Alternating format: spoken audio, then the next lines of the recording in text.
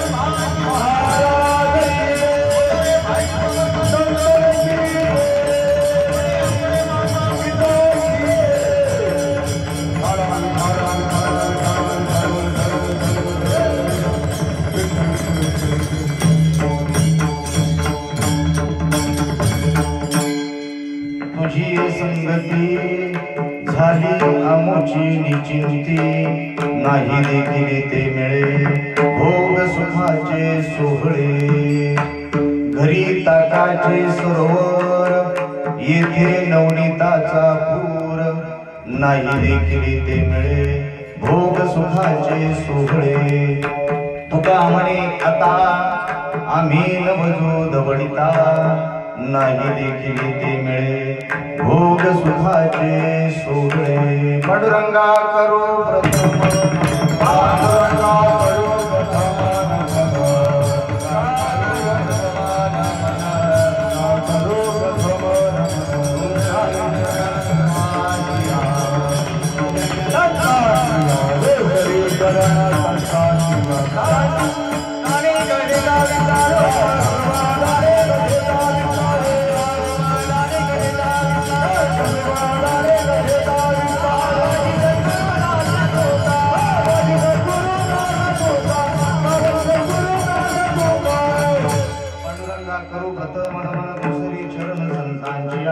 काय माझी वाणी म्हणेल संतान चिरंजव चित्ताशी आपुलिया जयांची किलिया स्मरण होय सकल विद्यांचे अधिकरण ते जीवन श्री चरण श्री गुरूंचे ते नमस्कारोनी आता ओम नमो ज्ञानेश्वरा करुणाकरा दयाळा तुमचा अनुग्रह लागलो पावन झालो चराचरी मनोजवं मारुततुल्य वेगं जितेंद्रियं बुद्धिमतां वातात्मजं वानरयूतं श्रीरामदूतं शरणं शरण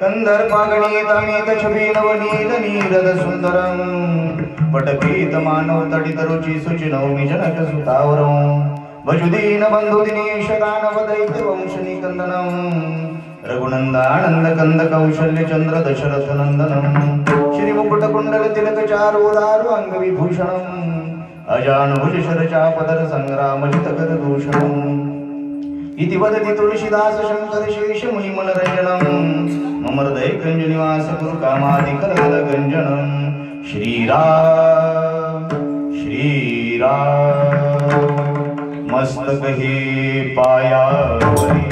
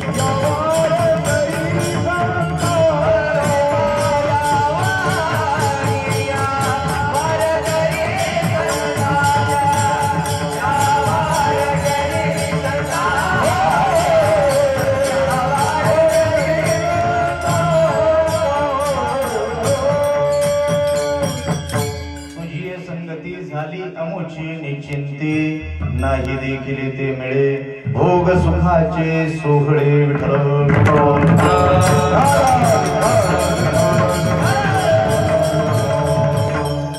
प्रस्तुत प्राप्त प्रसंगी सेवेसाठी निवडलेला अभंग किंबहुना गवळण याची यावत जीवाच्या उद्धारासाठी जगत कल्याणासाठी मृत्यूलोकामध्ये अवतार धारण करून आले आणि त्यांचं वाङ्मय पंचम वेद म्हणून जगत मान्य झालं किंबहुना या विश्वाने जगद्गुरु ही पदवी ज्यांना बहाल केली नव्हे तर या विश्वामध्ये ज्या राजाचा लौकिक आहे त्या राजाचं गुरुस्थान ज्या साधूंनी बहाल केलं अशा साधूंची गवळण किंबहुना अभंग आज या काल्याच्या प्रसंगात निवडलेला आहे.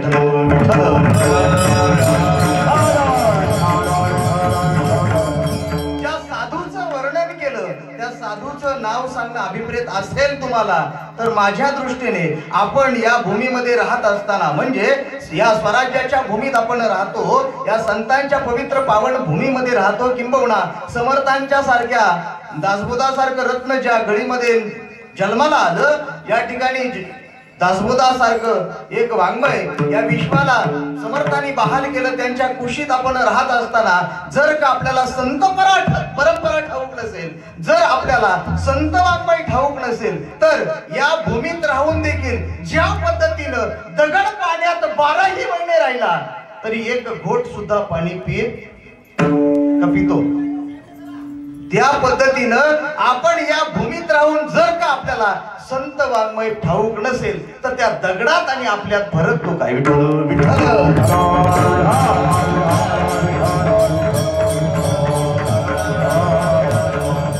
परंतु ज्याला ठाऊक नाही त्यांच्यासाठी सांगतो आजच्या चिंतनासाठी निवडलेला अभंग जगतवंद्य श्रीमंत श्री देहू निवासी तुकोबराय यांचा 4 चरणाचा या कलेच्या प्रकरणात चिंतनासाठी आपण निवडलेला आहे. अभंगाच्या चिंतनाकडे वळण्यापूर्वी अल्पसा परिहार देणं गरजेचं आहे तो असा समस्त ग्रामस्थ मंडळी चेरवाडी यांच्या विद्यमाने त्याचप्रमाणे पूजनीय सद्गुरू बाळासाहेब फणशे बाबा यांच्या क्रियाशील मार्गदर्शनातून अव्याहतपणे अखंडपणे गेली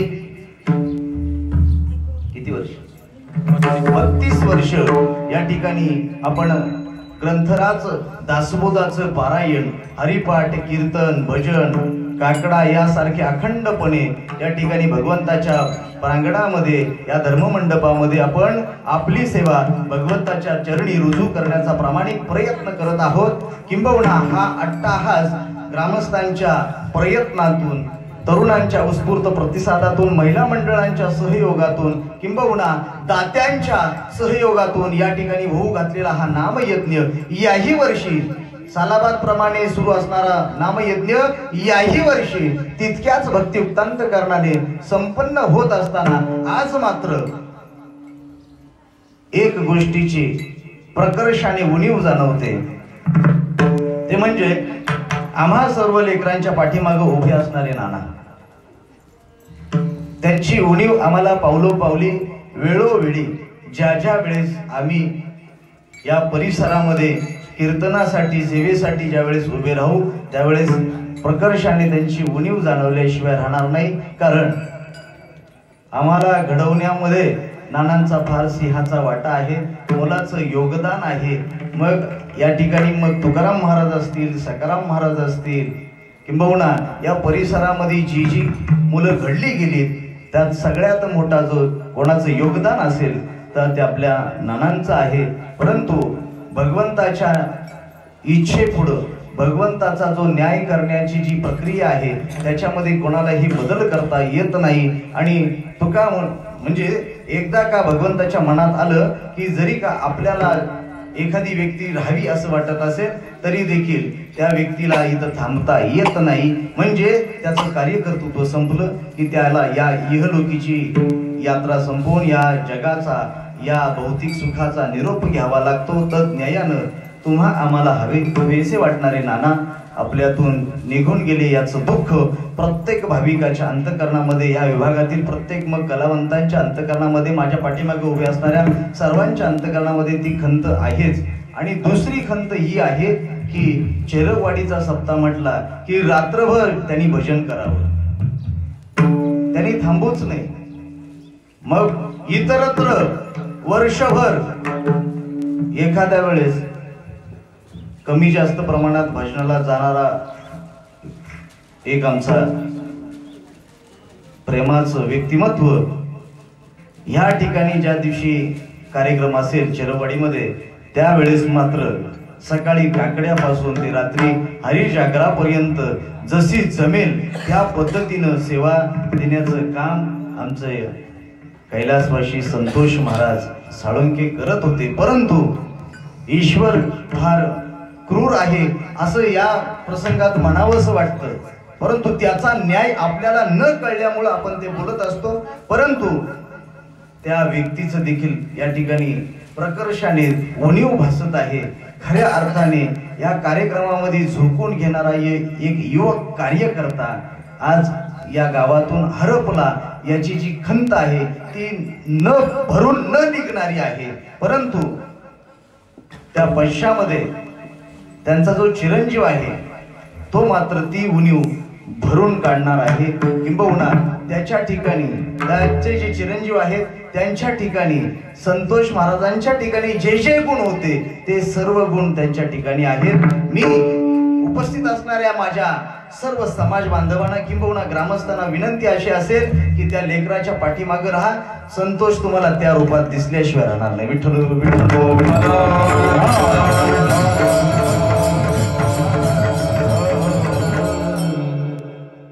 त्याचप्रमाणे या गावाचं एक वैभव दानशूर व्यक्तिमत्व सन्माननीय श्री महादेव शेठ उमाजी साळुंके यांचंही या कार्यक्रमासाठी मोलाचं योगदान असायचं.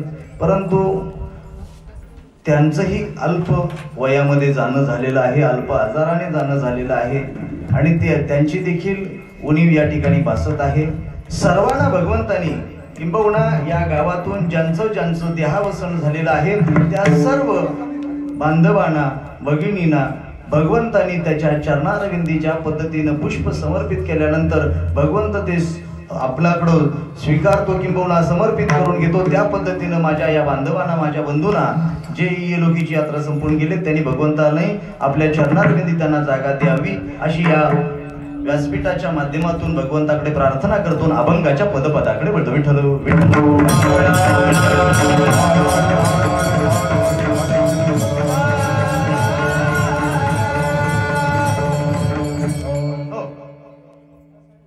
वास्तविकता आणखी एक मुद्दा सांगायचा राहिलाय. आजची सेवा माझी नव्हती. आज कदाचित तुम्हाला असं वाटत असेल बॅनर लावला वेगळा, सांगितलं वेगळं, पण चित्र उभं केलं दुसरं. हे तुमच्या अंतःकरणात जाणवल्याशिवाय राहणार नाही. कारण कार्यक्रम पत्रिकेमध्ये आजचं काल्याचं जाहीर कीर्तन आपल्या गावचं एक नवोदित कीर्तन व्यक्तिमत्व, कीर्तनकार आणि एक कार्यकर्ता म्हणून या समितीचे अध्यक्ष हरिभक्त परायण तुकाराम महाराज साळुंके यांचं कीर्तन होतं. परंतु माझ्या घरगुती अडचणीमुळं मी पहिल्या दिवशी 2 वाजेपर्यंत इथे थांबलो. परंतु मला तातडीचा फोन आला पुण्यामधून आणि मला नाईलाजास्तव मला पुण्याला जावं लागलं. मग जात असताना या ठिकाणी अडचण भासली की आता संध्याकाळी सेवा माझी होती, करायची कोणी. परंतु महाराजांनी मोठं मन दाखवलं. महाराज म्हटले घरगुती अडचण आहे आणि तुम्ही गेल्याशिवाय ती सुटणार नाही, आजारपणा आहे, त्याच्यामुळे तुम्ही इथं थांबण्याच्या ऐवजी तुम्ही गेलात तरी मी तुमच्या जागी सेवा करील. ह्यासाठी मोठं मन लागतं बरं का. हे मोठं मन ज्यांच्याकडे आहे त्यांच्यासाठी जरा टाळ्या वाजवा. ही उदारता दाखवली नाही तर आमच्या कीर्तनकारामध्ये फार निराळे बरं. वास्तविकता आतल्या गोष्टी सांगू नये पण सांगून जातो. माझं कीर्तन करायचं का त्याचं याच्यावरून भांडणं झालेली आहे. परंतु या ठिकाणी आमच्यावरती जे संस्कार आहेत ते गुरुवर्य बाबांचे आहेत, नानांचे आहेत. त्याच्यामुळं त्या संस्काराची शिदोरी घेऊन चालत असताना तुकाराम महाराजांनी फार मोठं मन दाखवलं. महाराज अडचण प्रत्येकाला येत असते, आपण एकमेकाच्या अडचणी पाहिल्या पाहिजेत आणि त्यातून आपण मार्ग काढला पाहिजे. या न्यायानं तुकाराम महाराजांनी मला मार्ग काढून दिला. पुनश्च एकदा तुकाराम महाराज तुम्हाला धन्यता देतो आणि अभंगाकडे वळतो. विठ्ठल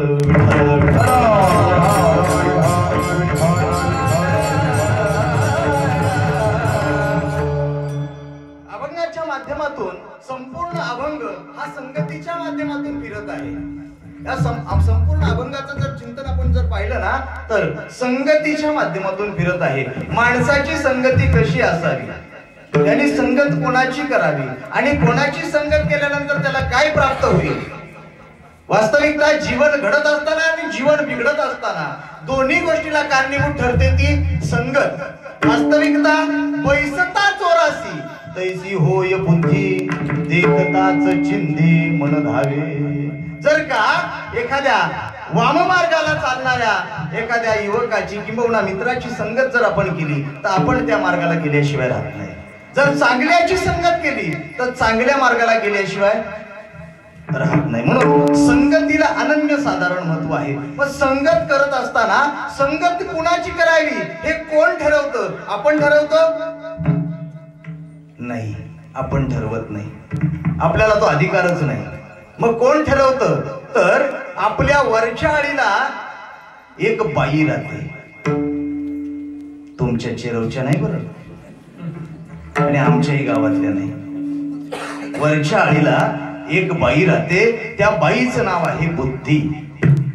ही बुद्धी ठरवते की तुम्ही कुठल्या संगतीला जायचं, तुम्ही वाम मार्गाला जायचं की तुम्ही सन मार्गाला जायचं, हे बुद्धीच्या हातात आहे. म्हणून तर जीवन जगत असताना बुद्धी महत्वाची आहे.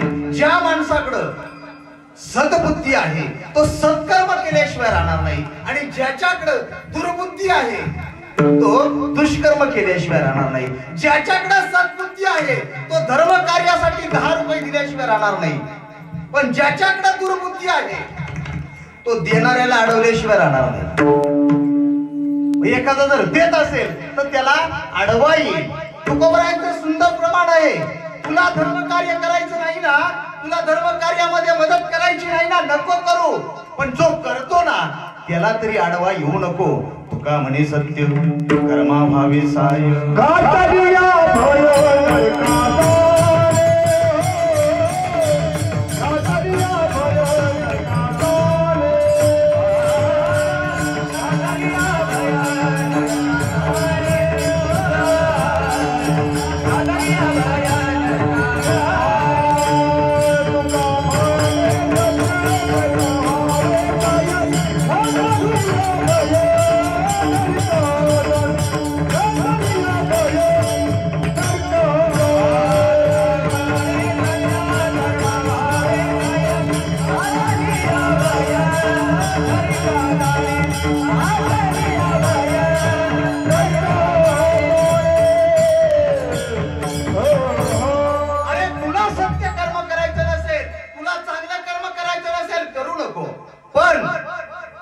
चांगला कर्म करणारा आहे त्याला जर आडवा येशील तर तुकोबरायांनी सडेतोड भाषेत समजावलं. जर का तू सत्य कर्माला आडवा आलास घातलिया भय स्वर्गा जाणे नाही नरका जाणे, तुला नरकाला जावं लागेल. त्याच्यामुळं आपल्याला जर चांगलं करता आलं नाही ना कोणाचं, नका करू. पण कोणाच्या चांगल्या कार्यामध्ये कोणी आडवा येऊ नका. आणि जर आडवा आला तर दुर्गती झाल्याशिवाय राहणार नाही. विठ्ठल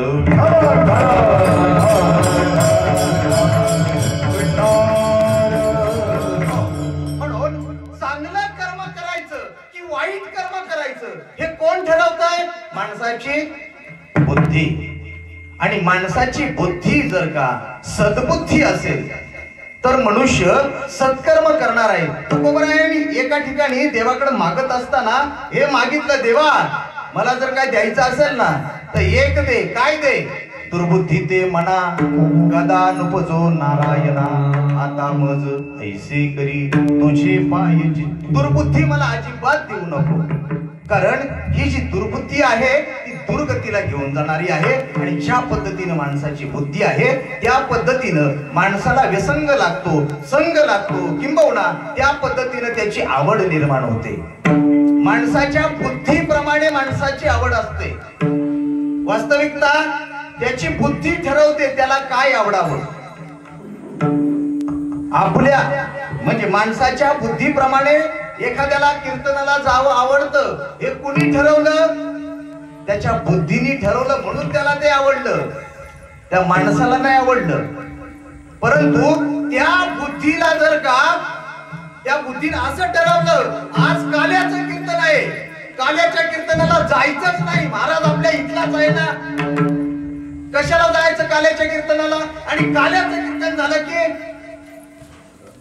आहे ना, आपण घरी बसू हे कोणी ठरवलं? आणि त्या पद्धतीनं तो मनुष्य वागत असतो. किंबहुना आपली ज्या पद्धतीची बुद्धी असते त्या पद्धतीनं त्याला आवड निर्माण होते, आणि जशी आवड असते त्या पद्धतीनं मनुष्य संगत करत असतो. माणसाची जशी आवड आहे त्या पद्धतीनं तो संग करत असतो. माझ्या नामदेवरायांचे एक गोड प्रमाण आहे. आपल्या आवडीविषयी सांगत असताना नामदेवराय सुंदर वर्णन करतात. कोणाला कशाची आवड असते, कोणाला कशाची आवड असते, यापेक्षा जन्माला आलेला मनुष्य प्राण्याला कशाची आवड आहे? काळी आहे ना. आता काय झालंय, मला ते त्यातलं काही कळत नाही. आपल्याला काही येडीला सासर आणि बाहेर सारखं. तरी मी मगाच्यापासून म्हटलं मला थोडासा अडचण का होते. असो, येडीला सासर आणि बाहेर सारखं आपल्याला काय कळते. नाना होते त्यावेळेस कळत होतं सगळं. विठ्ठल विठ्ठल.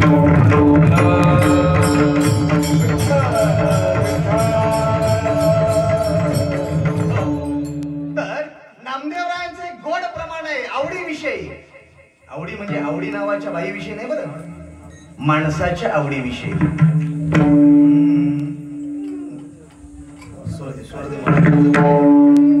आपुलीच आवडी धरून खेळिया एक एका ते व्याले रे. आपुलीच आवडी धरून खेळिया,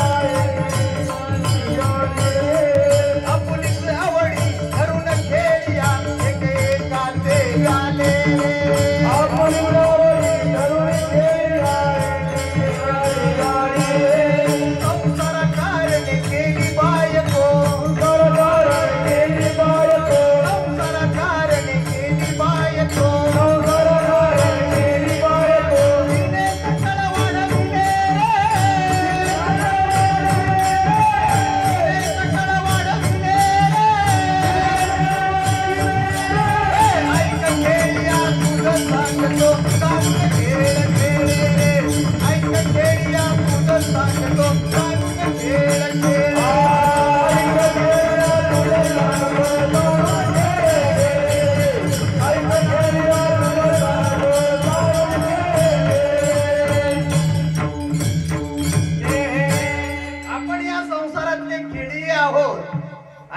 आपण हा खेळ खेळतोय कशाचा?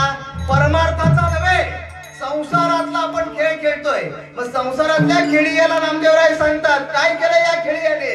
आपुलीच आवडी धरून खेळिया एक एका ते व्याले रे.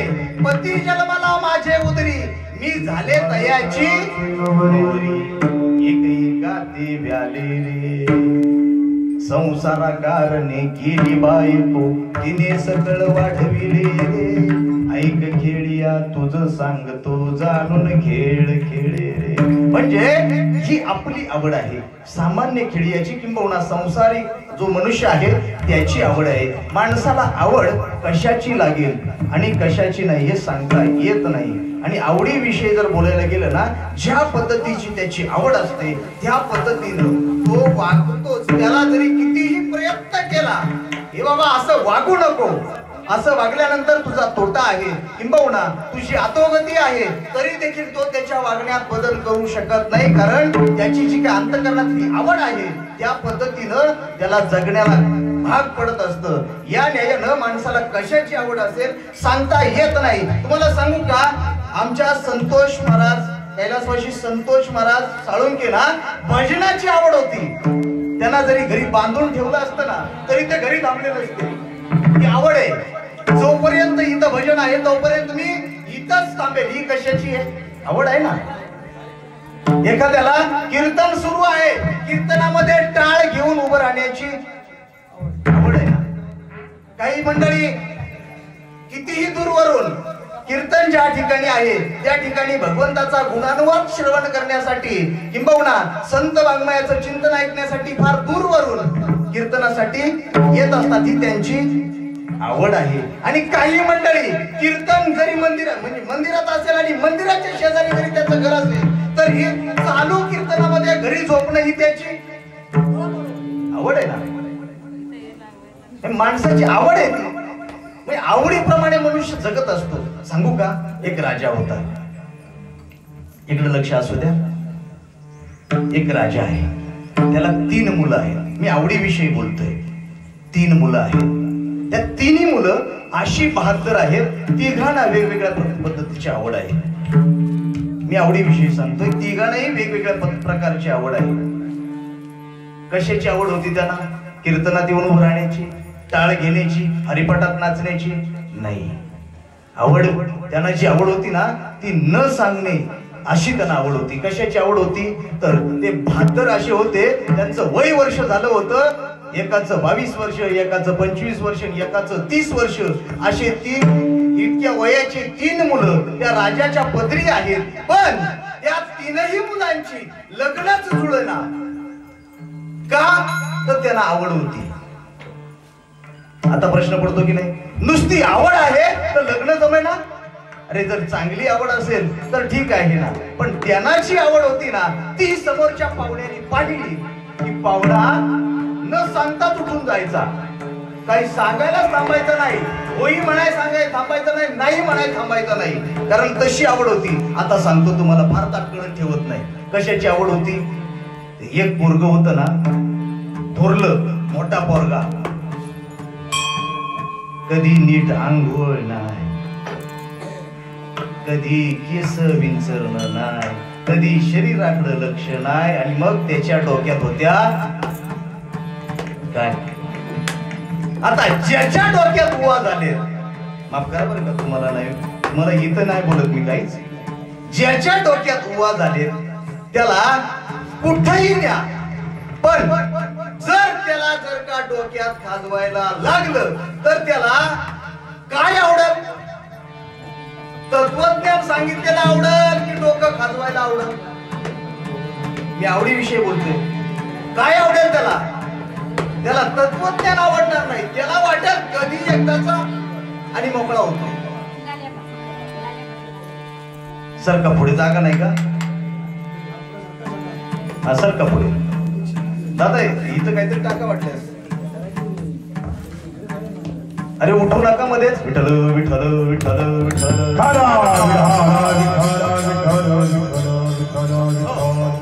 त्याच्यामुळं त्याला होतं डोक्यामध्ये बुवा. त्याची आवड काय?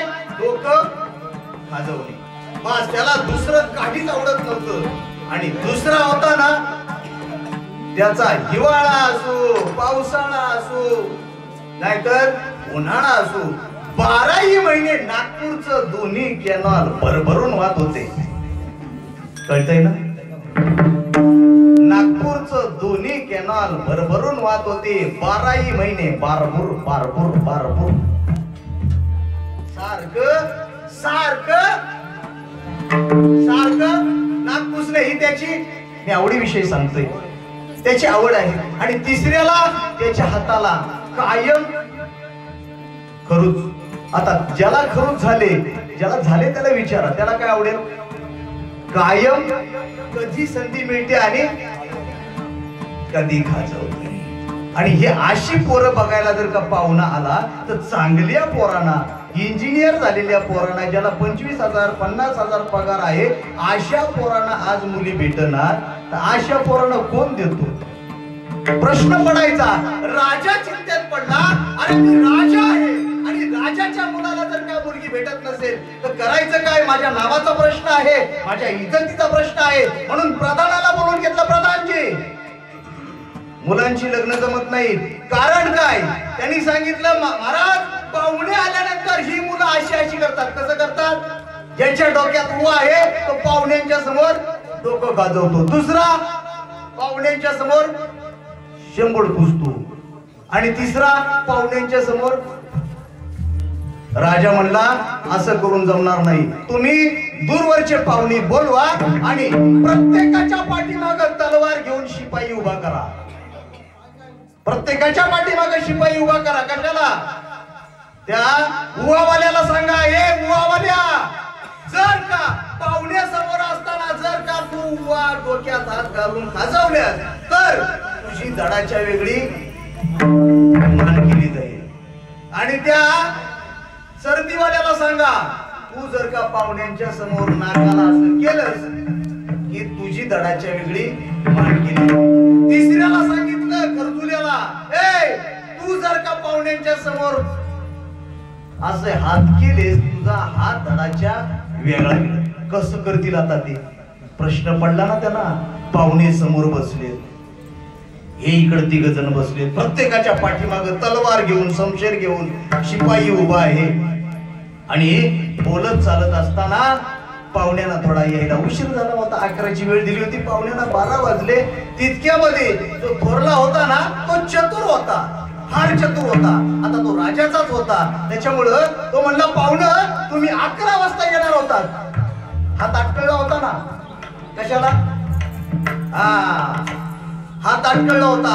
कधी एकदाच पाहुणे येत आहेत आणि जात आहेत आणि मी, म्हणून तो पाहुण्यांना विचारतो, पाहुणं तुम्ही 11 वाजता येणार होता, 12 वाजले, तुम्ही अजून का आला, म्हणजे इतका उशीर का झाला? पण पाहुण्यांनी सांगितलं, येता येताना एक किल्ला दिसला, एक गड दिसला आणि त्या गड पाहण्यासाठी आम्ही त्या गडावरती गेलो होतो. तो किल्ला बघितला आणि मग इकडे आलो, म्हणून थोडासा उशीर झाला.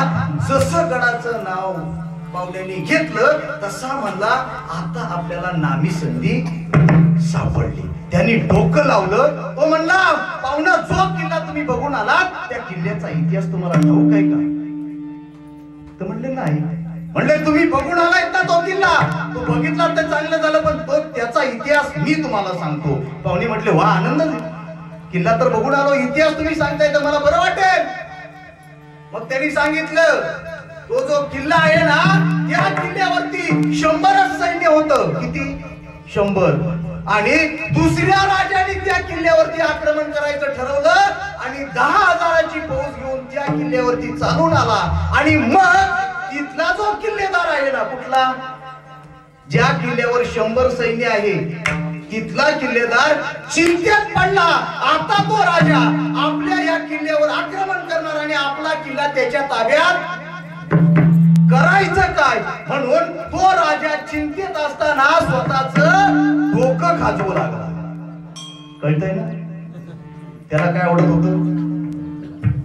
त्याने ती संधी साधून घेतली. तितक्यामध्ये जो खरजुले होता ना, तो म्हणला, दादा थांब, तुला अर्धाच इतिहास ठाऊक आहे, त्याच्या पुढे काय झालं तुला माहित नाही, आणि त्याच्या पुढे काय झालं सांगतो तुला.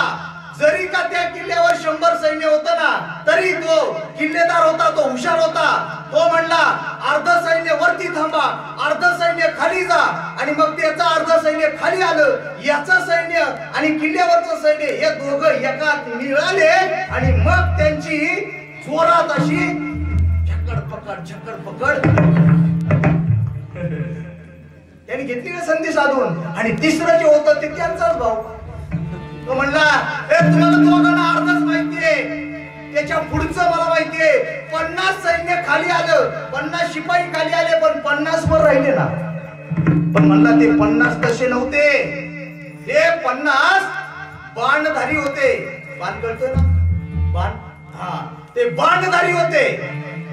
त्यांनी वरती तटबंदीवरती त्या सैन्याला उभं केलं 50 लोकांना आणि त्यांनी सांगितलं ते 50 खाली गेले, पण तुम्ही वरती 50 तटावर उभे राहा आणि काय करा, येणाऱ्या सैन्याला बाणाने गार करा असं सांगितलं. मग त्या सैन्याने त्या किल्लेदाराचा हुकूम पाळण्यासाठी घे बाण, लाव धनुष्याला, घे बाण, घेतली ना संधी साधून. मग आवडीसाठी माणूस काही करायला तयार होतो. विठ्ठल विठ्ठल.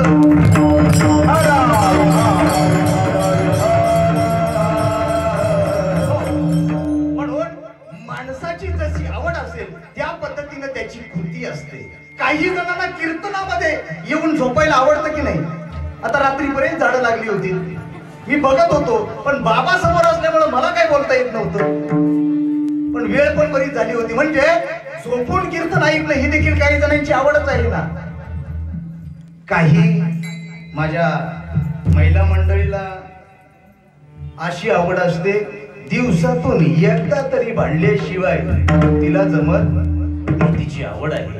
आणि काही आता शहराकडची आवड सांगतो. काही माझ्या ताई मंडळीला अशी आवड लागले, महिन्यातून एकदा तरी 2-2.5 हजाराला नवऱ्याला टोपी घालणे आणि ब्युटी पार्लरला गेल्याशिवाय तिला जमत ही तिची आवडच आहे ना. काही जणीला शेजारणीला जिरवण्याची आवड आहे. गावात पण तसेच असतात ना, एकमेकाची जिरवण्याची आवड प्रत्येकाला आहे. म्हणजे ह्या ज्या आवडी आहेत ना, ह्या माणसाला कृती करायला लावत असतात. किंबहुना काही माणसाला धन कमवण्याची आवड आहे, पैसा कमवण्याची आवड आहे. आणि जी माणसं ज्याला पैसा कमवण्याची आवड लागते ना, ती माणसं उभ्या आयुष्यामध्ये नाती-गोती विसरतात, भाऊ बहिणीचं नातं विसरतात. का तर धन संपत्ती याची त्याला आवड लागली. पण साधू संत सांगतात, धनाची मागे काळाचा लाग, म्हणून या संग खोटा त्याचा. धनाचा संग करू नका. धनाचा जर संग केला तर त्या ठिकाणी 15 प्रकारचे अनर्थ भागवतांनी मांडलेले. मग तुम्हाला या ठिकाणी मला ते 15 अनर्थाकडे घेऊन जायचं नाही, परंतु ज्याच्याकडे धन आहे त्याच्या ठिकाणी अहंकार आल्याशिवाय राहत नाही, त्याच्या ठिकाणी भय आल्याशिवाय राहत नाही, त्याच्या ठिकाणी मस्तर आल्याशिवाय राहत नाही. म्हणून धनाचा जो संग करणारा मनुष्य आहे ना, तो कधी स्वतःची नाती सांभाळत नाही. तो कधी नातेवाईकाला किंबहुना गावातल्या कोणालाही किंमत देत नाही. त्याला पैसा हेच त्याच्यासाठी परमेश्वर आहे. गुजरातीमध्ये एक म्हण आहे, पैसा मारू पैशापेक्षा दुसरं त्याच्या जीवनामध्ये मोठं काहीच नाही. या न्यायानं जगणारी माणसं आहेत. पण पैसा जो आहे ना, तो माणसाच्या जीवनाला सुख देणारा नाही तर दुःख देणारा आहे. धन जे आहे ना, धन तुका म्हणे धन धनासाठी घेती प्राण, किंबहुना तुका म्हणे जन धनासाठी घेती प्राण, असंही आहे. म्हणजे हे धन जे आहे ना, ते आल्यानंतर ते जर का आवडीचं झालं ना, तर मनुष्य काहीही करायला तयार आहे, कुणाचाही जीव घेऊ शकतो या धनासाठी. आणि आजच्या कालखंडामध्ये सुपारी देण्याची जी काही प्रक्रिया आहे ना, ती काय आहे? आमक्याला मारायचं आहे, तुला एवढे काय आहे. म्हणजे एकाला पैसे मिळतात म्हणून तो दुसऱ्याचा जीव घेतो. हे म्हणजे पैशासाठी माणसं माणसाला मारू लागली. तुम्हाला थोडस पाठीमागं घेऊन जातो. धनाची जी मंडळी अभिलाषा बाळगतात ना, त्यांच्या पदरी दुःख आल्याशिवाय राहणार नाही, दुर्दशा झाल्याशिवाय राहणार नाही. म्हणून धन हे माणसाने कधी सर्वस्व मानू नये, पैशाचा कधी गर्व करू नये. पैसा माणसाला नरकात घेऊन गेल्याशिवाय राहणार नाही. किंबहुना कितीही जरी पैसा असेल आणि त्या माणसाकडं जर का सद्बुद्धी नसेल तर त्याच्यापेक्षा दरिद्री विचाराचा दुसरा कोणी नाही. पैसा म्हणजे श्रीमंती नाही. अरे पैसा किती होता रावणाकडे, ज्याच्याकडे 7 कोटी घरं शुद्ध कांचनाची सोन्याची 7 कोटी घरं होती. किती संपत्ती आहे, पण विचाराची इतकी दरिद्रता आहे, इतकी दरिद्रता आहे, किती दरिद्रता आहे. त्याला समोरची स्त्री वाटू नये, समोरची त्याला स्त्री आई वाटू नये.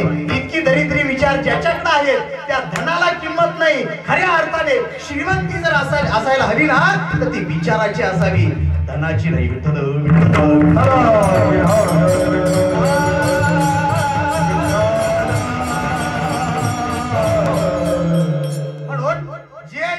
ज्यांना धन आवडतं, ज्याने धनाची अभिलाषा बाळगली ना, त्यांच्या पदरी दुःख आल्याशिवाय राहणार नाही. धावतं तुम्हाला सांगून जातो, माझ्याकडे वेळ संपलेला आहे. मला आता 15 मिनिटातच थांबायचं आहे. 15 मिनिटात काला आठवून आपल्याला या ठिकाणी एकदा काला झाला की महाराज मंडळी, तुम्ही पण आलेले पाहुणे मंडळ, त्याच्यामुळे आपल्याला फार वेळ नाही. आणि हल्ली कीर्तनात बसायला 2 तास वेळ आहे कुणाकडं. धावतं सांगून जातो तुम्हाला, एका आईला 2 लेकरं आहेत. बिचारा त्यांचा बाप त्या लेकरांना कळायच्या आधीच देहावसन झालेला आहे, त्याचं संपलेला आहे. तो मुलगा 10वीला नापास झाला त्या आईचा. म्हणून थोरल्या मुलाला सांगितलं, बाळा तू आता मोठा आहेस, घराची जबाबदारी तू घे, म्हणून शेतीवाडीकडे तू लक्ष दे. आणि धाकटा तो लहान आहे, तो 4थी 5वीला शिकत आहे, म्हणून तो त्याचं शिक्षण सुरू आहे. मोठा मुलगा आईला शेतीवाडीमध्ये मदत करत आहे. तो मुलगा शेतावरती गेला होता.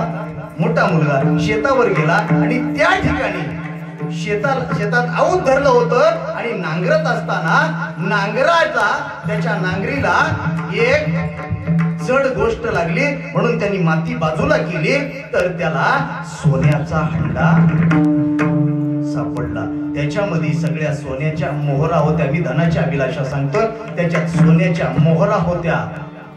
त्याला वाटलं इतकं धन मला सापडलं, मला कुणी पाहिलं तर नाही ना. प्रत्येकाला असंच वाटतं की नाही, मला हे मिळालं, मला कुणी पाहिलं तर नसेल ना, म्हणून आजूबाजूला बघायला लागला. पण तोपर्यंत 11 वाजले होते आणि आई त्याची जी काही आहे ना ती घरी होती. तिने तो जो शाळेत मुलगा होता ना त्याला सांगितलं होतं, तू काय कर, थोरल्या दादाला जेवण नेऊन दे आणि मग येऊन शाळेत जा, म्हणून शाळेला उशीर होईल. म्हणून त्यांनी जेवण आणलं आणि आंब्याचं झाड होतं असं त्या आंब्याच्या झाडाखाली ठेवणार, पण दादाला तर सांगून गेलं पाहिजे, म्हणून त्यांनी दादाकडे पाहिलं आणि जोरात ओरडला, दादा जेवण ठेवलं रे. पण दादा लांब होता ना. दादाला त्याच टायमाला हंडा सापडला होता. दादाने ऐकलं. दादाच्या मनात काय विचार चालला होता, मला कुणी पाहिलं तर नाही ना, मला एवढा हंडा भेटला म्हणून. पण दादा बोलतोय की मला कुणी पाहिलं तर नाही ना, हा विचार त्याच्या मनात असताना हा धाकटा भाऊ जोरात ओरडला, दादा जेवण ठेवलं रे. आणि त्या दादाने ऐकलं, दादा पाहिलं रे. हा काय ओरडला, दादा ठेवलं रे. याने ऐकलं, दादा पाहिलं रे. आता हा भाऊ धनाच्या माग किती दुःख आहे त्याबद्दल मी बोलतोय. हा दादा विचार करू लागला, जर का या माझ्या भावानं बघितलंय, हा जर का गावात जाऊन यानं जर सांगितलं तर मग अनर्थ झाल्याशिवाय राहणार नाही. मला मिळालेले जे धन आहे ते गावामध्ये जमा होईल. मग काय केलं पाहिजे, इतकी अभिलाषा, इतकी त्याला आवड लागली त्या धनाची, इतका तो लोभी झाला की त्याने भाकरी म्हणजे जेवण ठेवून चाललेल्या भावाला धावत जाऊन पकडला. तो सोडून द्या, म्हणजे त्याला एक चापट मारून परत पाठवला असता, समजून पाठवला असता तर ठीक होतं, पण याला पुरावाच ठेवायचा नव्हता. कारण इतका तो धनाचा अभिलाषी झाला होता. त्या भावाला त्यानं फरफटत आणलं. बाजूला कुऱ्हाड पडली होती, ती कुऱ्हाड उचलली आणि भावाच्या डोक्यात घातली. धनाने पहिला बळी घेतला. म्हणून जे गुप्त धन आहे ना ते पहिलं बळी घेतं. म्हणून भावाने पहिला बळी घेतला. आता इतक्यावर थांबावं ना. धनाबद्दल सांगतोय मी. धन माणसाला कसं अधोगतीला घेऊन जातं. आणि दुपार व्हायला आली, आई वाट पाहते.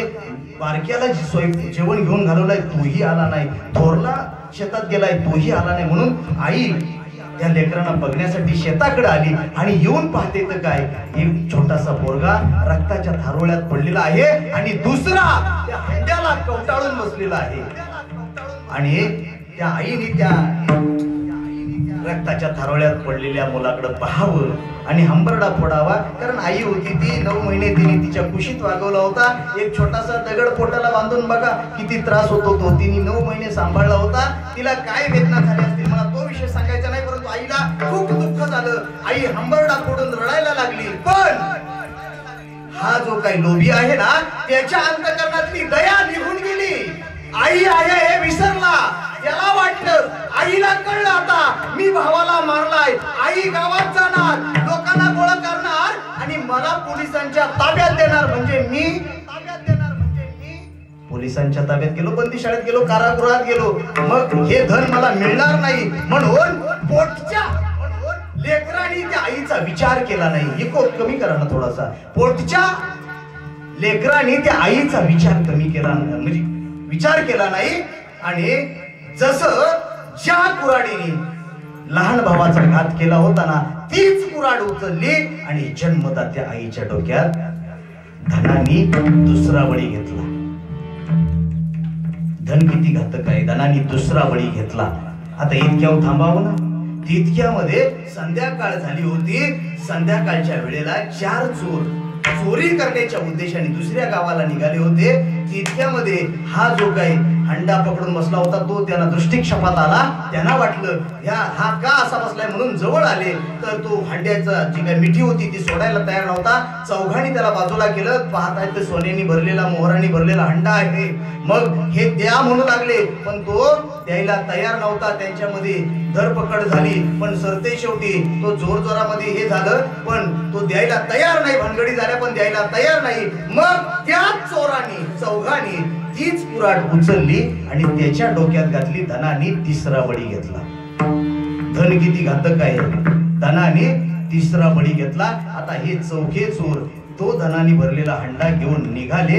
एका विहिरीच्या काठावर आले. म्हणले आता ह्या धनाचा आपण वाटणी करून घेऊ. पण वाटणी करत असताना आता आपल्याला उभ्या आयुष्यात चोरी करायची ती काय गरज आहे. आपल्याला धनाने भरलेला हंडा सापडला ना, काय चोरी करायची गरज आहे. आता एक काम करू, एवढी मोठी संपत्ती आपल्याला सापडले ना, वाटणी तर करूनच घेऊ चौघांनी. पण जरा बिरवाडीला जाऊ.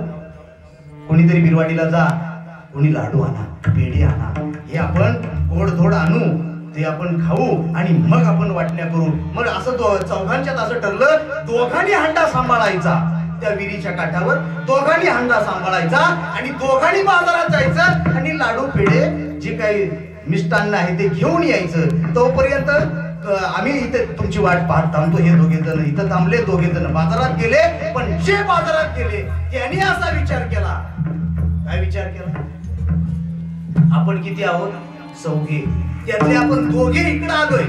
वाटण्या 4 झाल्या की वाटणी कमी येणार आहे. मग एक काम करू, आपल्याला जे काही गोड गोड खायचंय ते इथंच खाऊन घेऊ आणि त्यांना जे न्यायचं आहे ना त्याच्यात विष घालून नेऊ. म्हणजे काय होईल, ते विष घातलेले लाडू पेढे खातील आणि ते दोघे मरतील. म्हणजे वाटण्या 4 होण्याच्या ऐवजी 2 होतील. धनाची अभिलाषा वाढली ना, 2 वाटण्या होतील. म्हणून या ठिकाणी त्या दोघांनी लाडू पेढे खाले, त्यात विष घातलं आणि ते येत होते. पण हे जे दोघे थांबले होते तेही चतुर होते.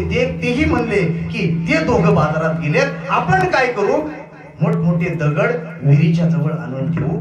आलेत ना ते बाजारातून की त्या दोघांना सांगू, तुम्ही हातपाय वगैरे धुवा, फ्रेश व्हा आणि फ्रेश झाल्यानंतर आपण वाटण्या करून घेऊ. ते विहिरी फ्रेश व्हायला, हातपाय धुवायला वाकले की वरून आपण दगडे घालायचे. हे ठरलं. ते दोघे जण आले, विहिरीत शिरले. त्यांना सांगितलं हातपाय धुवा, विहिरीत शिरले. यांनी ठरल्याप्रमाणे दगडी घेतल्या, त्यांच्यावर घातल्या. ते दोघही गतप्राण झाले. आता हे दोघं किती खुश.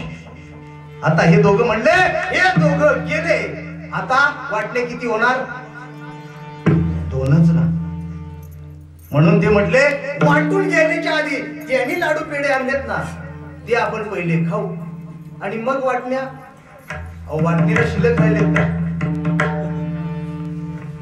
रावणाकडे किती संपत्ती होती, राहिली का शिल्लक. किंबहुना अर्ध जग ज्यांनी जिंकलं तो जगत जेता सिकंदर, त्याच्याकडे काही राहिलं नाही. म्हणून जी काही धन आहे ना ते दुःखाला जन्म देणार आहे. म्हणून धनाची मागे कळीकाळाचा लाग, म्हणून या संग खोटा त्याचा. पण संग कुणाचा करावा, आपल्या आवडीप्रमाणे. आपल्याला जे आवडतं, धन आवडतं म्हणून त्याचा संग करू नये. किंबहुना दुर्जन आवडत असेल तर त्याचा संग करू नये. नारद भक्ती सूत्रामध्ये सांगतात, दुसंग सर्वथैव त्याच्या. दुष्ट मनुष्याचा संग माणसाने कधीच करू नये. म्हणून या ठिकाणी जर का तुम्हाला खऱ्या अर्थाने सुखी व्हायचं असेल तर ज्या पद्धतीनं माझ्या गोपाळ रूपी तुकोबाराय असतील, संत मंडळी असतील, यांनी संघ कुणाचा केला, त्याचा जर का आपण संघ केला तर मग मात्र आपण खऱ्या अर्थाने निश्चिंत होऊ. तशी बुद्धी आपली जर झाली, कोणाचा संघ करण्याची, कोणाचा संघ करण्याची, जो आनंद आहे, जो अद्वय आहे, जो नित्य आहे, जो निरामय आहे, किंबहुना जो मनुष्याला निश्चिंत करणारा आहे, जो मनुष्याला सुखरूप करणारा आहे, त्याचा जर आपण संघ केला तर मग मात्र मनुष्याचं इति कर्तव्यता संपल्याशिवाय राहणार नाही. आणि त्याच पद्धतीनं जगले माझे तुकोबराय. तुकोबरायांनी संगत केली कोणाची, त्या ईश्वरीयतेची, त्या विश्वनीयतेची संगत केल्यानंतर त्यांच्या पदरी काय पडलं, अभंगाचं पहिलं चरण.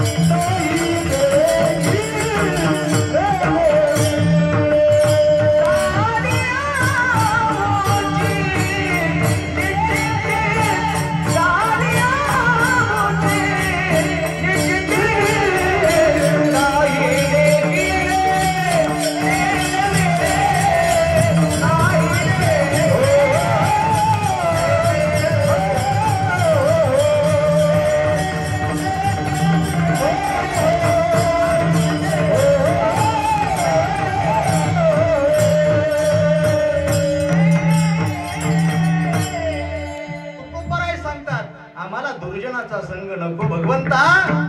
तुझ्या संगतीत आल्यापासून तुझी संगती तुकोबरायासारखे जे जाणते गोपाळ आहेत ना, भगवंताचे जे जे अवतार झालेत ना, त्या त्या अवतारामध्ये भगवंताच्या सोबत होते.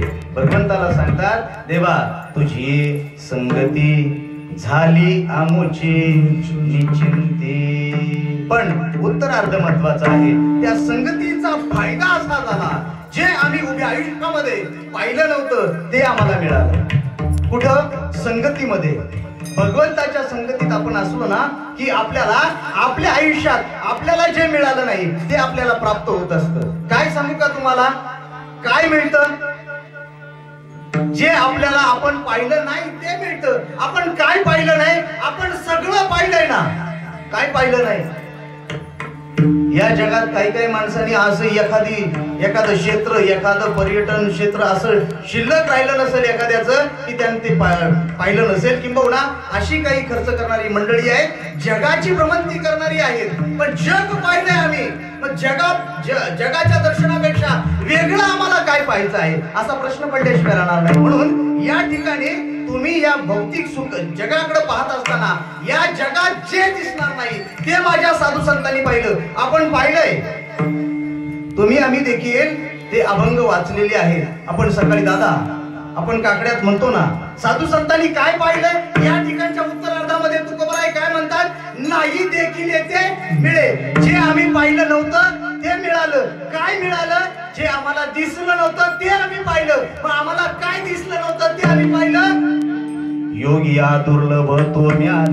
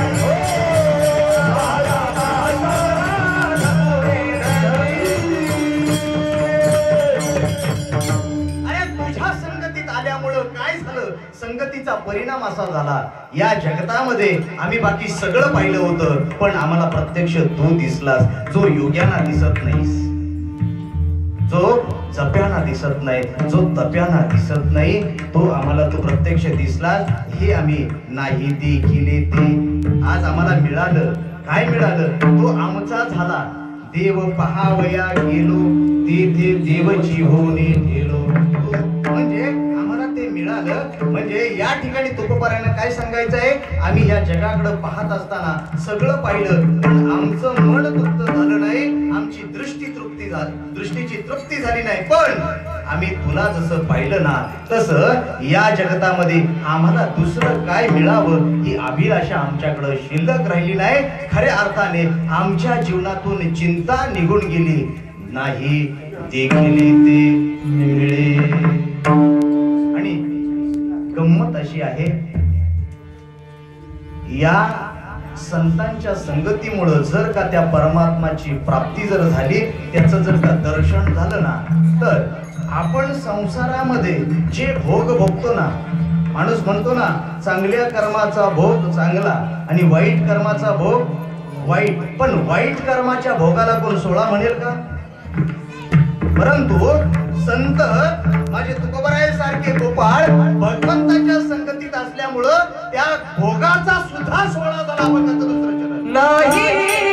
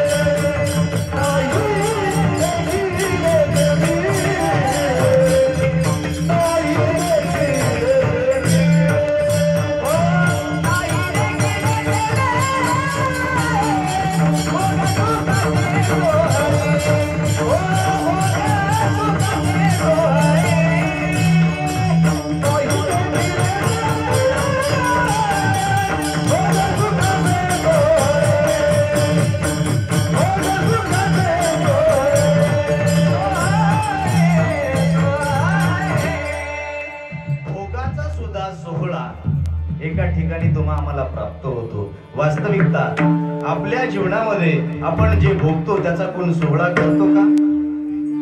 मग हा जो सोहळा आहे ना, तर दोन वर्ग निर्माण होतात, एक संसार आणि दुसरा परमार्थ.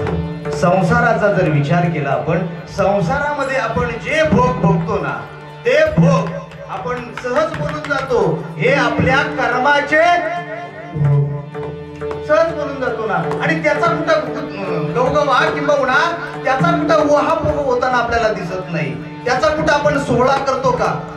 त्याचा आपण सोहळा करत नाही. पण परमार्थामध्ये दोन प्रकार केलेत आपण. एक संसारातलं जे भोग भोगतो ते आपल्या कर्माचे भोग, परंतु आणि परमार्थामध्ये जे आपण भोगतो ना, वास्तविकता संसारातले जे विषयाचे भोग आहेत आणि या ठिकाणी जे भोग आहेत ना, ते परमार्थाचे भोग आहेत. या ठिकाणी ईश्वराच्या संगतीचे भोग आहेत. त्याचा मात्र सोहळा झाल्याशिवाय राहत नाही. कारण इथला जो काही भोग आहे ना, तो तुम्हा आम्हाला अंतःकरणामध्ये लालायित करतो, भगवंतापर्यंत आकर्षित करतो, किंबहुना तुम्हा आम्हाला आनंद देतो, सुख देतो. सांगू का? पुरावा म्हणजे बाकी लांबचा पुरावा द्यायची गरज नाही. आपल्या गावामध्ये सप्ताह सुरू असतो. किती दिवस? 4 दिवस. 3 दिवस का?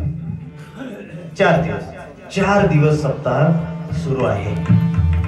4 दिवसामध्ये 4 दिवसाच्या पूर्वी आपण संसार करत होतो ना, आणि 4 दिवस संपल्यानंतर, एकदा काला झाल्यानंतर आपण सगळे आनंदीला येणार आहोत का? जाणार आहोत का?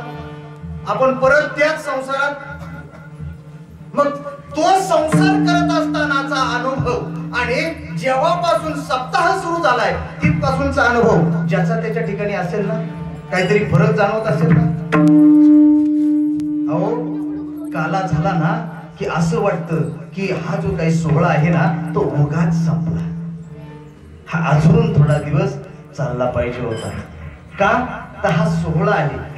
आणि संसारात जे आपण भोग भोगतो ना, आपल्याला वाटतं कधी एकदाच हे संपतंय, कधी संपतंय. कारण ते भोग असतात आणि हा सोहळा असतो. परंतु ते भोग निराळे. पण या ठिकाणी जरी का जागरण झालं, हा काय आहे?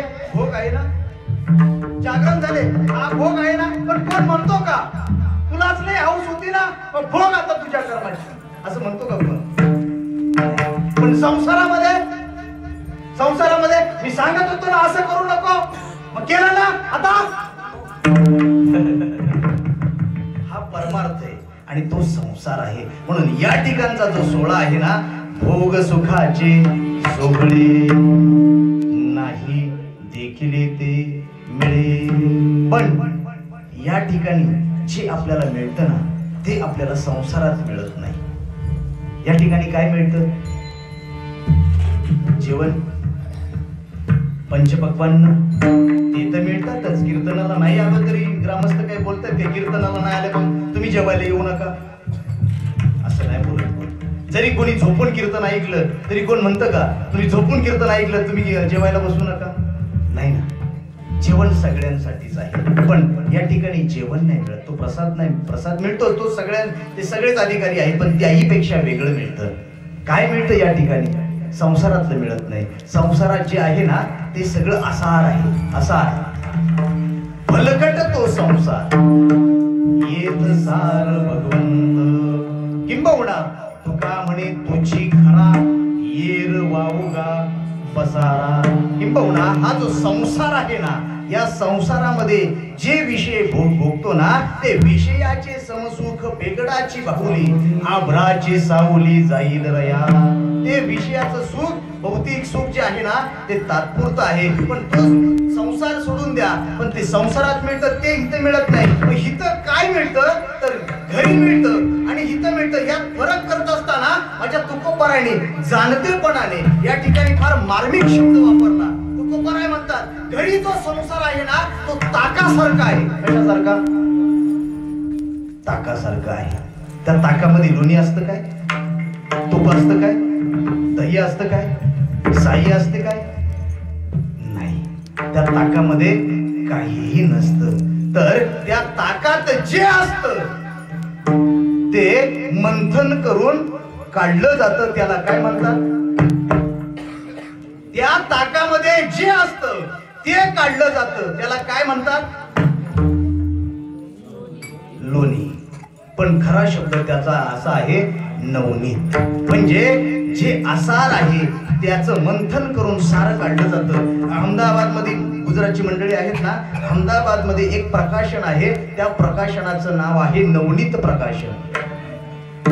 त्या नवनीत प्रकाशनाचं नाव ठेवत असताना देखील जाणतेपणाने त्या ठिकाणी विचार मंथन झाला आणि मग त्या प्रकाशनाचं नाव नवनीत ठेवण्यात आलं. किंबहुना आपल्याला मिळतं ना गाईड नवनीत, ते नवनीत निर्माण झालं अहमदाबाद मध्ये. त्याचं नाव ठेवत असताना का नवनीत नाव ठेवलं तर त्या अभ्यासाचा सार काढून त्या अभ्यासाची जी उत्तरं आहेत ना ती ज्याच्यात असतात त्याचं नाव नवनीत. आता हे नवनीत आणि संसारामध्ये जे आहे ते काय आहे?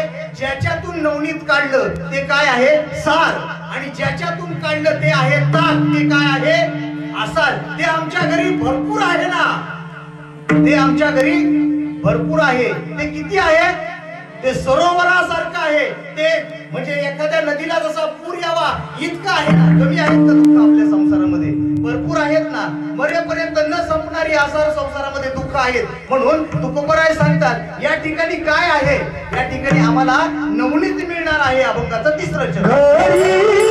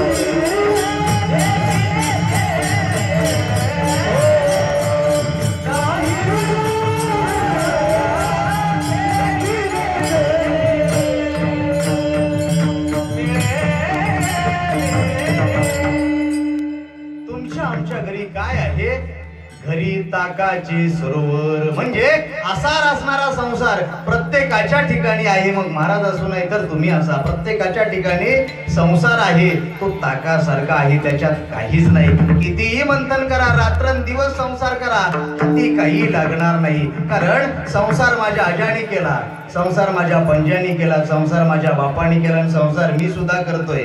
पण सरते शेवटी आजा गेला पजा गेला बाप बसना गेला रे, देखत देखत ना तो पण तोही तैसा झाला रे. उठा उठा जागा पाठी भयाले मोठे, पंढरी वाचुनी तुझा ठाव नाही कोठे.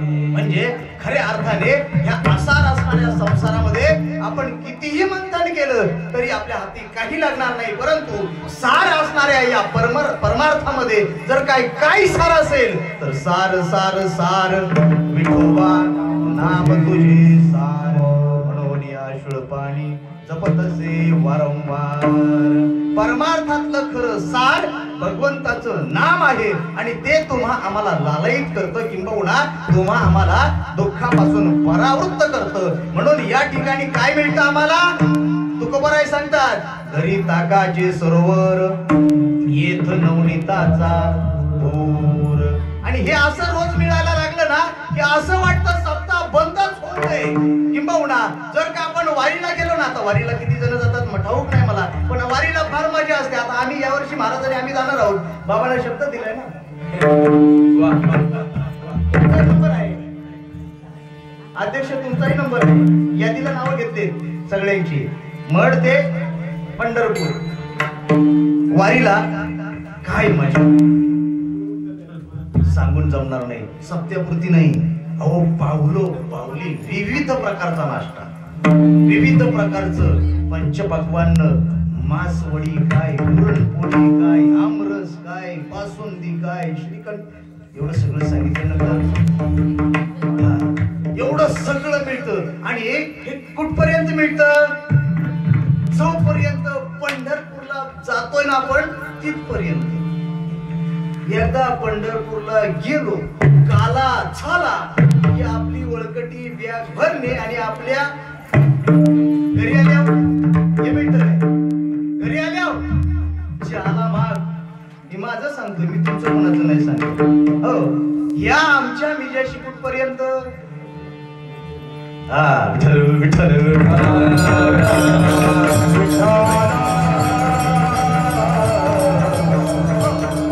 म्हणून असं जिथं मिळतं ना ते संपूच नाही असं वाटतं, संपूच नाही असं वाटतं. आता असं वाटतं भगवंता आम्हाला परत घ्या, असं असणाऱ्या संसाराकडे घालूच नको. तुकोबाराय अट्टा असं नाही सांगतात, देवा आता जरी तू आम्हाला ढकलून दिलास ना संसारामध्ये तरी आम्ही जाणार नाही अभंगाचं शेवटचं चरण.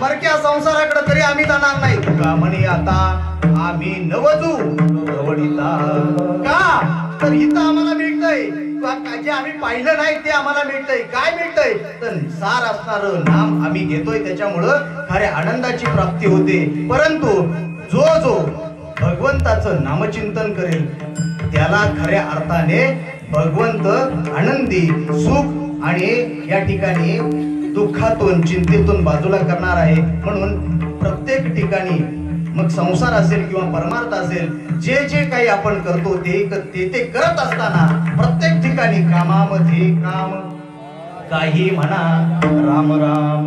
म्हणून प्रत्येक ठिकाणी असाल ते करा, जेथे तेथे ते करत असताना नाम आपण विसरलं नाही पाहिजे, कारण नाम हे सार आहे. त्याच्यामुळं या ठिकाणी नामचिंतन ही सगळ्यात मोठी साधना आहे. आणि जो नामचिंतन करतो ना त्याला भगवंत आपलासा करतो, आणि भगवंतानी त्याला आपलासा केला की मग त्याला बाकीचं जे जग आहे ना ते सगळं फलकट वाटतं. परंतु ते नामचिंतन कसं केलं पाहिजे सांगू का? कसं केलं पाहिजे? विठोबा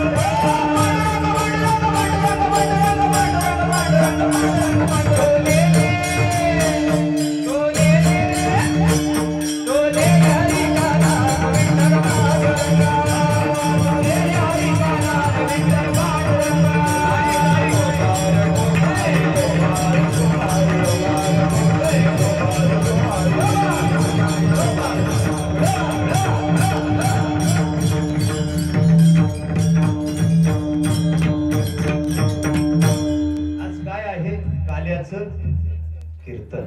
आणि काला म्हटलं की या ठिकाणी तुम्हा आम्हाला प्रसाद मिळणार आहे, परंतु तो प्रसाद तुम्हाला आणि मला तसा मिळणार नाही. स्मरोनी गोपाळ काला सेऊ, भगवंताचं स्मरण केल्याशिवाय किंबहुना गोकुळात ज्याचा जन्म झाला त्या देवाचं चिंतन सांगितल्याशिवाय, त्याचं थोडंसं चरित्र, त्याचा परामर्श घेतल्याशिवाय तुम्हा आम्हाला काला प्राप्त होणार नाही. म्हणून भगवंताचं थोडंसं चरित्र आपण पाहू आणि 5 मिनिटात थांबू. देवाधिदेवा जगत्रय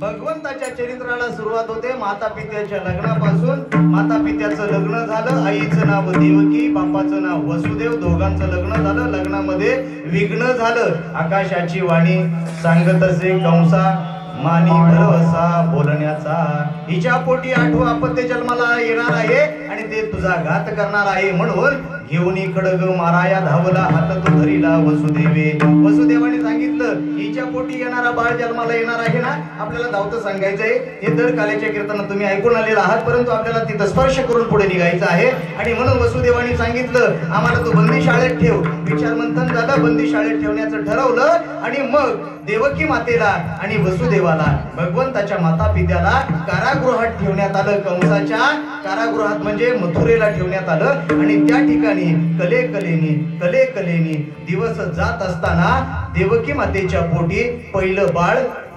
कलेकलेने उदरामध्ये वाढू लागलं. आणि वाढत असताना 9 मास पूर्ण झालं आणि कालची बाई आज आई झाली.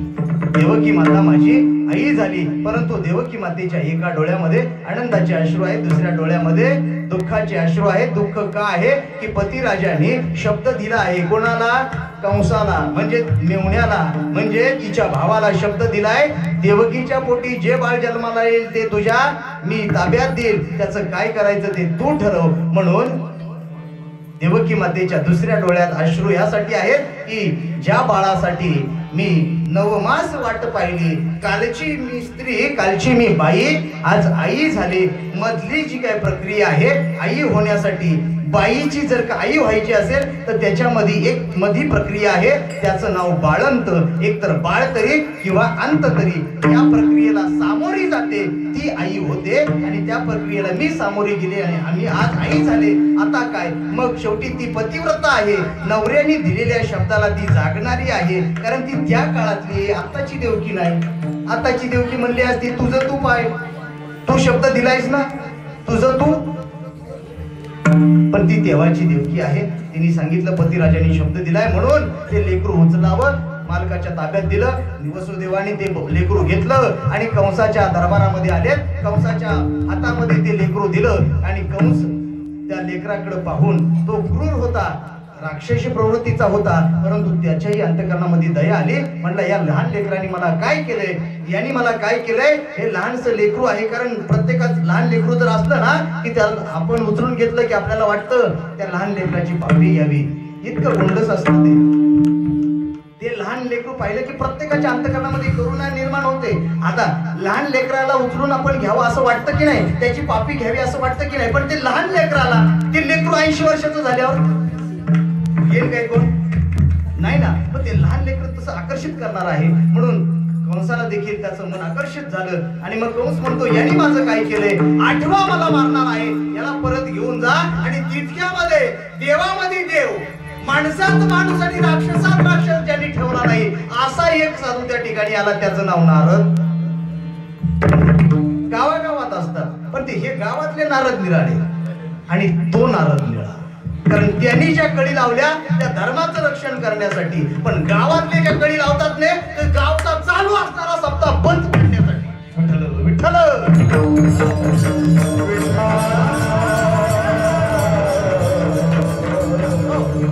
मला या नारदाविषयी सांगायचं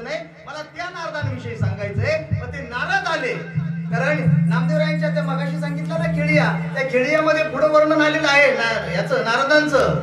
चौतोंड्याचा नाऱ्या शाना तो खेळिया माझी आगळा रे, कुटाळी करून भांडवी पोरी ऐक, कुटाळी करून भांडवी पोरी आपण राही वेगळा रे, ऐक खेळिया तुझं सांगतो जाणून खेळ खेळ रे.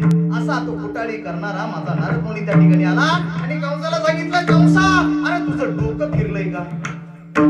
संतांवरती विश्वास होता, देवाचाही होता, मानवाचाही होता आणि राक्षसांचाही होता. त्या कंसाने त्या नारदांच्या बोलण्यावर विश्वास ठेवला आणि नारदांनी काय सांगितलं, अरे तो जो हिच्या पोटी जन्माला येणार आहे ना, त्याचं गणित कसं असेल सांगता येत नाही. तो पहिल्यापासून मोजला तर 8वा पहिला होईल, 8व्या पासून मोजला तर पहिला 8वा होईल. त्याच्यामुळं तू माझं ऐक. आणि मग त्या साधूचं ऐकलं, कुणी? कंसानं ऐकलं. पण हे उलट का सांगितलं होतं, तर कंस हा दुराचारी होता, अधर्मी होता.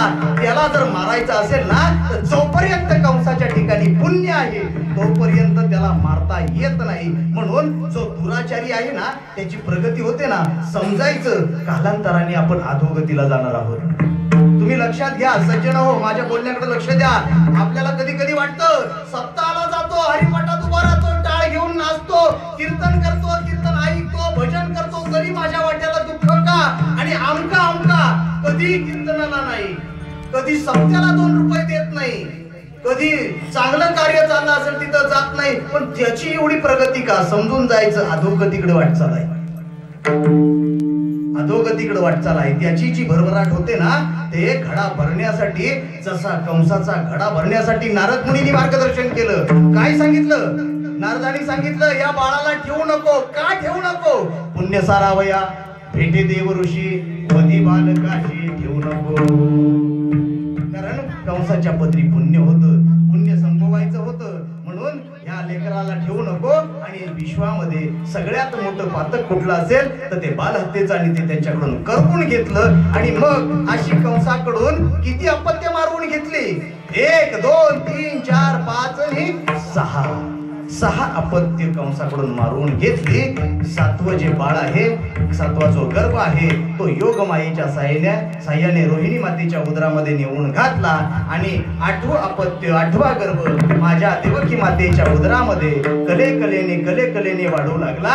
आणि मे महिन्यामध्ये आपल्या महाडच्या सरकारी हॉस्पिटलमध्ये भगवान गोपाल कृष्णांचा जन्म झाला.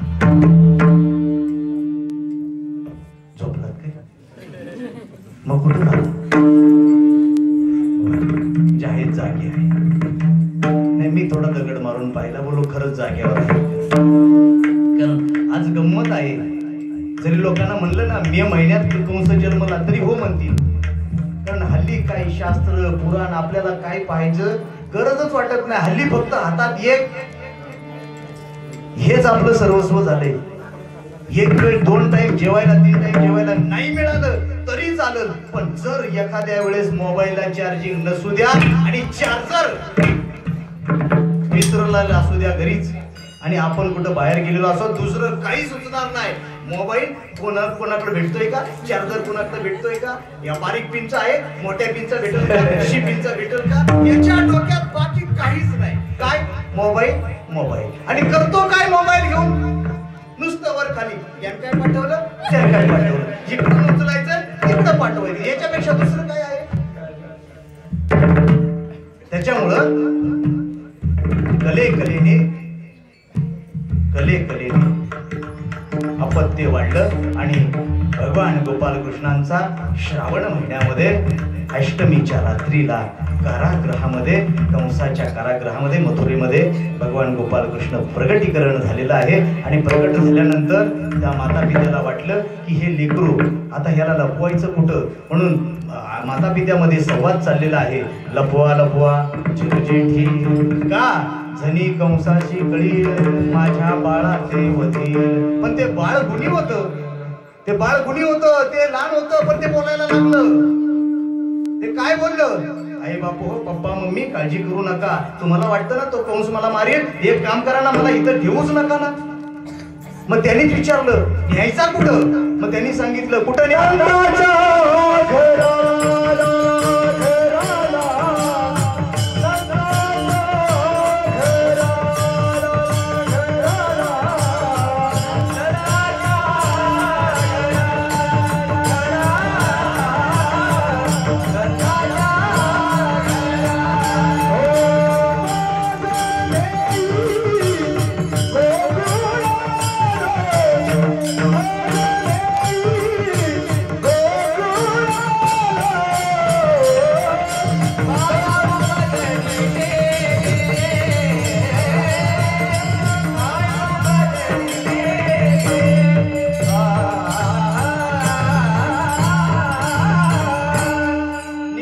वसुदेव टोपलीत घातलं लेकराला, निघाले घेऊन निघाले. दुधडी भरून वाहणारी माझी यमुना मैया आहे, दुधडी भरून वाहत होती भगवंताचा चरण स्पर्श करण्यासाठी. तिला पूर वाढत होता, परंतु त्या पुरामध्ये तो बाप आहे, तो बाप लेकराला वाचवण्यासाठी पहिलं तीराला गेला.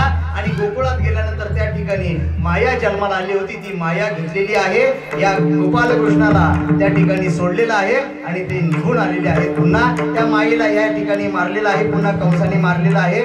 आणि तो विषय आपल्याला पाहायचा नाही, आपल्याला गोकुळातला पाहायचा आहे. आणि मग त्या ठिकाणी सगळ्या गवळणींना कळालं काय, यशोदा मैयेला लेकरू झालं. गवळण सांगे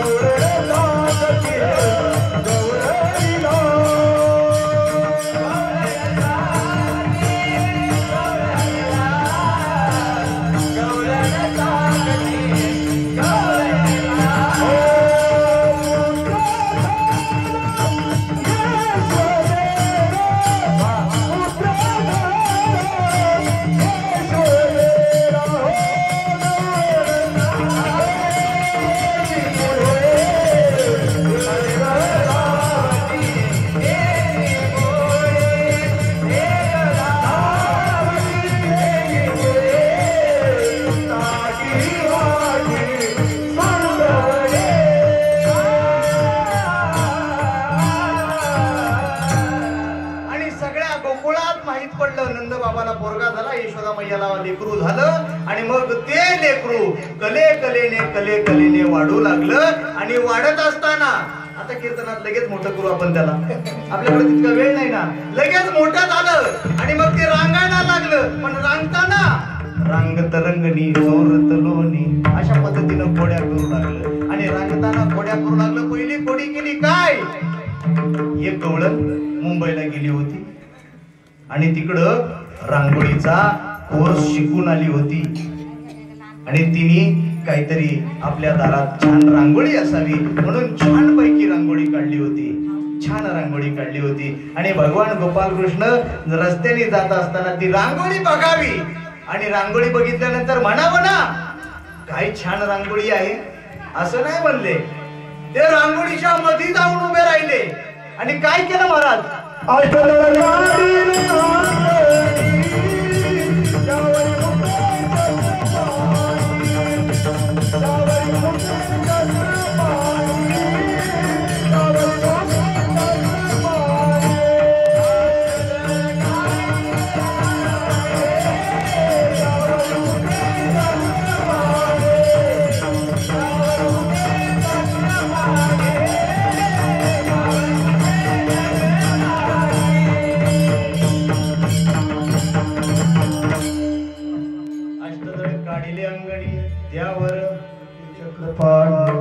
अशा खोड्या असंख्य करायला लागल्या. आणि मग कधी काय करावं, मुंगूस घ्यावा आणि नवरा बायकोच्या मधी सोडावा. कधी काय करावं, पती पत्नी झोपलेले आहेत त्याच्या नवऱ्याच्या दाढीची आणि पत्नीच्या वेणीची गाठ मारावी. काही वेळेस काय करावं, सुनेची आणि सासूचं भांडण लावण्यासाठी त्यांच्याच घरी जावं. एक दिवस सुनेच्या तोंडाला लोणी लावावं, दुसऱ्या दिवशी सासूच्या तोंडाला लोणी लावावं, दोघींच्या मध्ये भांडणं लावावीत. अशा असंख्य खोड्या केल्या.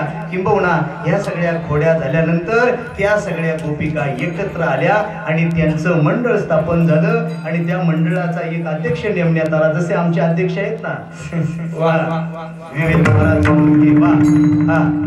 अध्यक्ष तसा खमक्या लागतो, भांडण करायची ताकद लागते. प्रसंगी तीक्ष्ण उत्तरे हाती घेऊन वाढपिरी असं मागायला लागतं. तर तुम्हाला वाटतं का सगळी माणसं सारखी आहेत? कधी कधी समजा मी कीर्तनाला गेलो आणि गावात ठरवलं महाराजांना कीर्तन करून घ्यायचं, नारळ घ्यायचा, काय करायचं महाराजांना? गाडीत पेट्रोल काय टाकावं, कसं करावं? मग अशा प्रसंगी जर का असा अध्यक्ष पाठीकडे असेल ना तर तो बोलल्याशिवाय राहणार नाही. म्हणून कुठल्याही गोष्टीमध्ये अध्यक्ष महत्वाचा आहे. तसं सगळ्याच्या काही गोपिका कंटाळल्या होत्या ना, या खोड्या ज्या भगवंताच्या चालल्या होत्या त्याला कंटाळल्या होत्या. म्हणून त्यांनी एक मंडळ स्थापन केलं. आता मंडळाचा अध्यक्ष करायचा कोण म्हणून गावात चर्चा झाली. अध्यक्ष खमक्या पाहिजे ना. मग गावात एक बाई होती, वयोवृद्ध होती, ती अशी खमकी होती. तिचं नाव होतं शांताबाई. आपल्याकडे नाही ना कोण? नाही ना. शांताबाई. आणि ती कशी होती खमकी? भांडायला लागली तर कुत्र्याची आई अशी खमकी होती. आणि मग अशा सगळ्या गोपिकांनी त्या अध्यक्ष म्हणून निवड केली. आणि मग सगळ्या गोपिकांचा मोर्चा निघाला कुठं? यशोदेच्या घरी. आणि मग यशोदेला गारानं सांगायला लागल्या, यशोदे यशोदे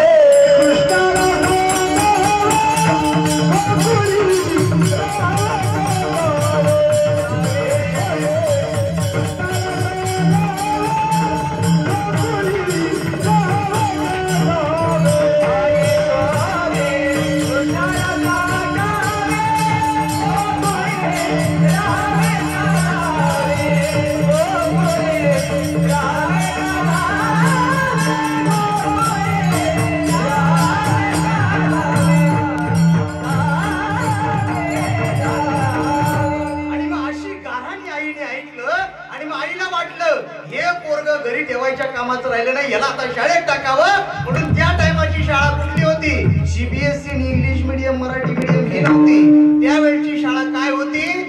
गाई आणि वासरांना घेऊन वनात जायचं. आणि मग माझ्या कन्हैयाला भगवंताला आईने शाळेत टाकला. आईला म्हटला, देवप्पाने आईला सांगितलं मी शाळेत जाईल पण एकटा जाणार नाही. माझे जे काही सवंगडी आहेत ना ते जर माझ्या बरोबर असतील तर. मग आईने सांगितलं बाबा जा शाळेत पण तुझ्या सवंगड्यांना घेऊन जा. मग त्यांनी सगळ्या सवंगड्यांना सांगितलं काय करा तुम्ही सगळे तुम्ही गाय घेऊन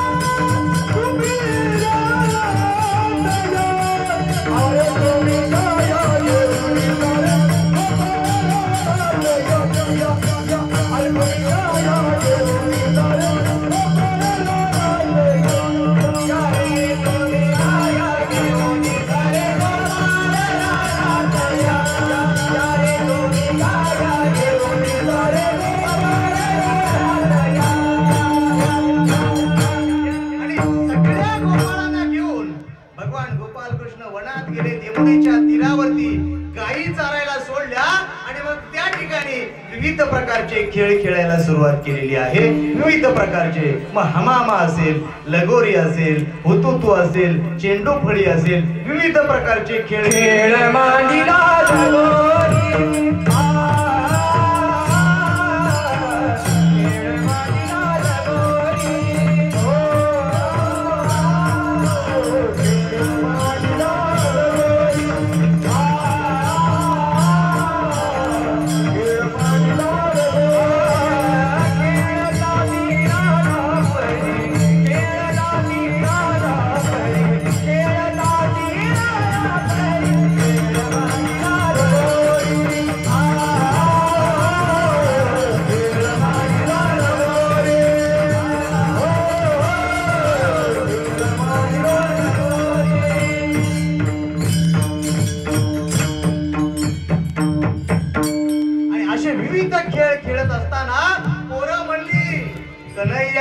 वाजले किती आता खेळ पर्यंत खेळायचं. गांधी भार पोटी भोग काय खेळाया.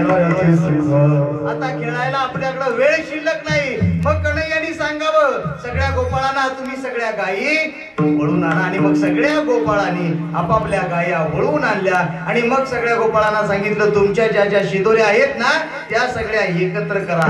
आणि मग सगळ्या भगवंतांनी सगळ्यांच्या शिदोऱ्या एकत्र केल्या, किंबहुना त्याचा काला केला. आणि मग तो काला भगवंतांनी आपल्या हाताने प्रत्येक गोपाळाच्या मुखात घातला.